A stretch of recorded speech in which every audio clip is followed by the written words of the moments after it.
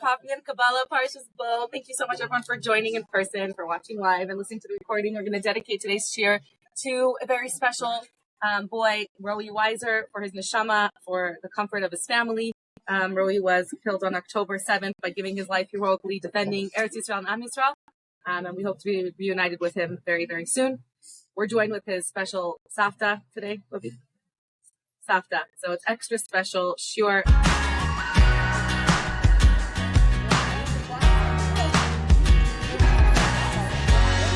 Recap a little bit of Parshat Bo, just so we get an idea of what we're talking about. Welcome.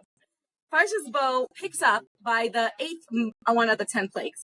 There's a cute hint to remember which parshios have how many makos, because the plagues are divided into 2 chapters. There's 7 in Parshas Ve'era, and to remember that, we take the first letter of Ve'era and the last letter of Ve'era. The Vav is 6, the Aleph, the end of Ve'era is 1, and we have 7. So now we know there's 7 makos in Ve'era, and Bo, the first and last letter are Bet and Aleph, that's 2 and 1, 3. So we have the last 3, one of the 10 plagues in this week's Parsha. It's interesting because God could have punished the Egyptians and freed us from Egypt with 1 plague. He didn't have to do 10 plagues. He didn't have to do any plagues. He could have just said, they're going to go, right? And you'll be frozen.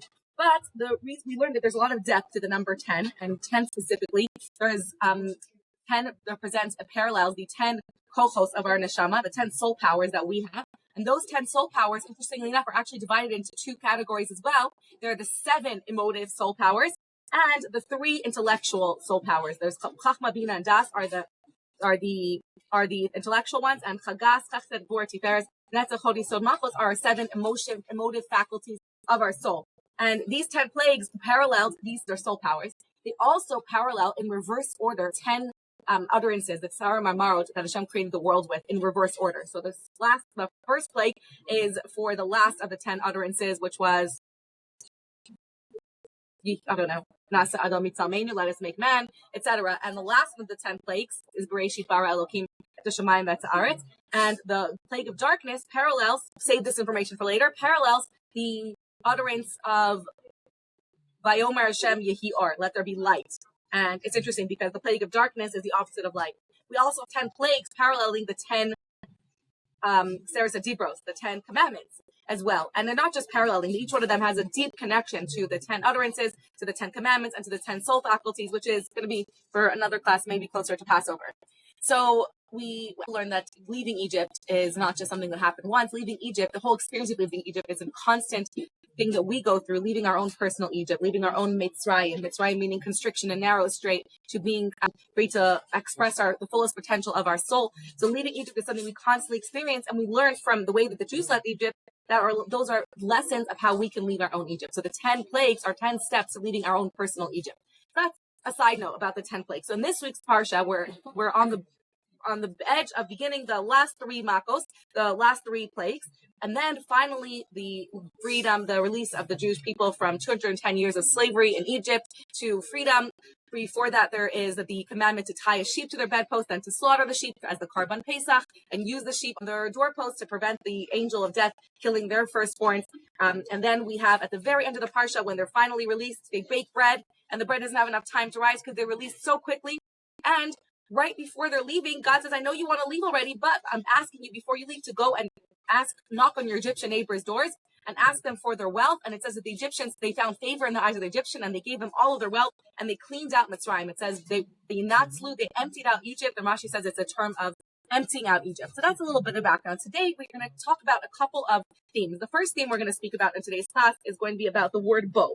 Because the name of the Parsha is Bo. What is the name of the Parsha we learned tells us about the entire depth or essence of the Parsha. So what does this word Bo mean? It means come. What's the significance of that? It seems like a very small example. Bo el Paro. Where does Bo come in?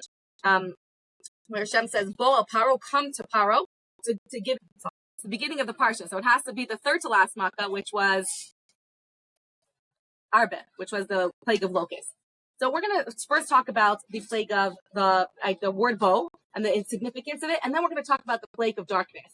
And really, the plague of darkness as an answer to the bigger question, which is why do the Jewish people have to go through 210 years of a Holocaust, of intense slavery, of torture? And really, the question is, why do we have to go through the suffering that we go through now? And what is the ultimate purpose of this experience in Mitzrayim? So going back to Bo. Bo is very interesting. The question that commentaries ask about Bo is that when Hashem told Moshe 10 times to go to Paro, to tell him to free the Jewish people or else he'll give them a plague, in every other instant, he uses not the word Bo, but the word, anyone know? Lech. It says Lech la Paro. Lech al Paro, go to Paro, go find Paro. So the commentaries discuss why here it's different. Why over here did it use the word Bo? There's a lot of different answers given. There's also some of the answers are that the other times that Moshe went to Paro, he was always outside of the palace. We had to go to find Paro. He was either by the river, a few times by the river, he was in the courtyard of the palace, he was in different places. This is the time when he had to come into the innermost chamber of Paro's palace. Now, the Zohar tells us the deeper reason why it says Bo. The Zohar says the following, that Bo al Paro was an answer of Hashem telling Moshe, because at this point, Hashem said, go to Paro. Where is Paro? Paro is found in his innermost chamber. And the Zohar says that every other time Moshe went to Paro, he was going to other spiritually, not just physically. Paro was in the outermost chambers. He was going to counter the klipa of Paro, the darkness. Klipa, we'll talk about it a little bit later on in this year, but klipa is darkness, which is also what we're going to talk about, what darkness versus light. But klipa is this darkness that represents tuma, the depth of darkness, of tuma, of evil, the evil spirit. This klipa that is the evil and impure spirit of Paro.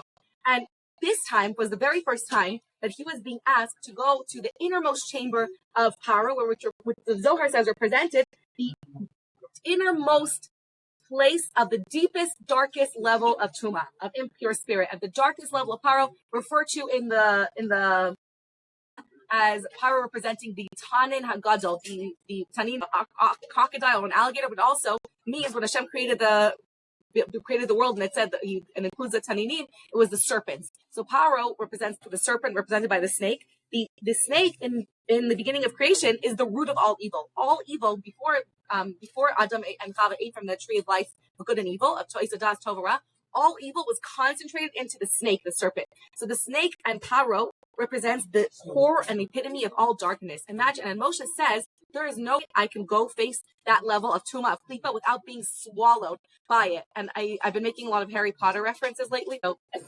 some references lately was I like to picture Moshe's stick as the wand that chose him, because it says that the stick chose Moshe, like Harry Potter's stick chose him. It wouldn't go to everyone else tried to pull it out of the ground, and it wouldn't go to anyone else. And so with Moshe's stick, and what did Moshe use a stick for? To perform all the miracles or all the spells. So in this Harry Potter metaphor, I imagine it like Harry Potter having to go and face Voldemort in his room, the root of all evil, that fear that I cannot go to that space.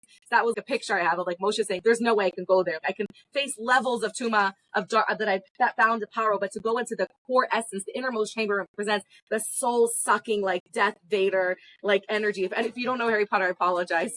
Just ignore these references. But this soul-sucking, he says, there's no way I can be there and not be consumed by evil. I don't have the spiritual power to overcome him. So what does Hashem answer him? Hashem says, you're right. You can't. If you were to go alone, that is the source of all evil, of all darkness, of all cruelty in the world, like going into like the innermost chamber of Hamas, into where the source of all evil happens. It's like horrifying to even think about the root of total cruelty and evil. But Hashem says, if you were going alone, that would be one thing. But I'm not asking you to go. I'm not sending you and saying, Lech. I'm telling you, Bo, which means come with me. I'm going to be there. You're just coming with me. And alone, of course, you can't face it. Alone, on your own, you cannot face that level of darkness and fear and despair and cruelty and evil. But with me at your side, I'm going to be there with you, and together I'm going to help you overcome. We're going to be able to overcome that level of darkness together because you're with me. And the message for our lives is that in times of our lives, we feel that sometimes, we have challenges that we're told to look at the light and to find the light in the darkness and to overcome them and to see the meaning and the inner purpose and to overcome these. But there's times that we feel that Hashem sends us a level of darkness that if this, like, I think to myself, certain things that happen to people, I'm like, if that happened to me, I would die. There's no way I could face those challenges that have happened to people that I'm close to. And I think that to myself, and they say to me that I also thought that I could never face that tragedy, those challenges in my life, that darkness. If I would enter it, I would die in a moment from the pain. And the way that they overcame it, or people who are close to me shared, was constantly remembering that this is not their own challenge. If this is a challenge that Hashem gave them, then they have the power to overcome it, and that Hashem is with them, and constantly turning to Hashem every moment of the day to say, Hashem, I can't do this on my own.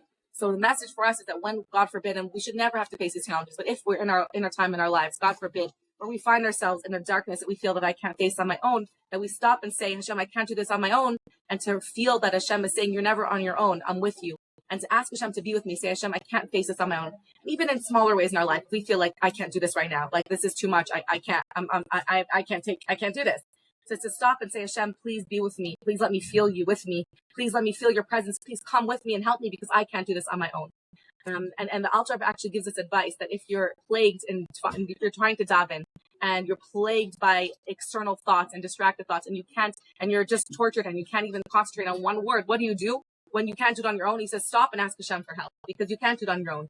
And not to forget that, yes, on our own we can't do it, but when we say, Bo al Paro, Hashem says, I'm there, I'm asking you to come with me and I'll guide you through this darkness. And when we turn and we open ourselves up and say, Hashem, please show me that you're with me. Please help me through this darkness. That is the only way we can really overcome those deepest, darkest moments of our lives. And I pray that we never, ever experience those things and that we feel Hashem in every moment of our lives, not just in the hardest moments. It's such a dark place. Yeah. It's a great question because obviously Hashem was with him every single time. But in this space, Moshe needed the reminder, Hashem, to say, I'm not sending you on your own. You're coming with me. We're coming together. And I've used this metaphor in the past to talk about, in general, going through dark moments in our life or any dark and scary thing in our life that we feel like I can't face it. To remember, sometimes to ask someone to be with us so we're not going alone, right? We have Hashem with us. And sometimes we also need another person to be with us in those moments, even though it might seem like, what's the point of them being there? Like there was a difficult meeting I had to have, like that I was very scared for with my boss. I didn't know what they wanted to talk to me about. It was many years ago. And I was like, maybe they're going to fire me. I have to negotiate. And I was so afraid. My husband's like, I'll come with you. I'm like, why?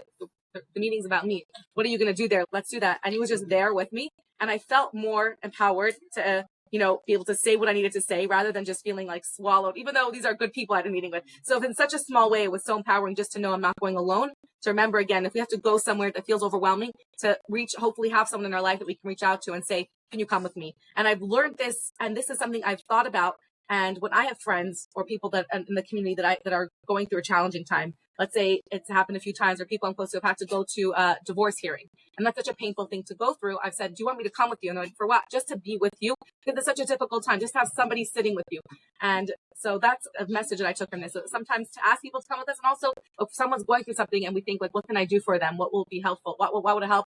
Sometimes just go and be there. Say, can I just come and be there for you in whatever hard thing you have to go through? Can I just sit next to you and be there for you? And that's really what Shiva is. Shiva means just to sit and be there with somebody. And that's what the word in the translation is. There's nothing to do. There's nothing to say. There's nothing you can do. But having somebody sit with you lessens the burden. And I said this before, but it's again what the message of Bo is. So let us hopefully have people in our corner to be there for us through the hard times, and be there for other people. And may we not have to experience those difficult times any longer. L'chaim.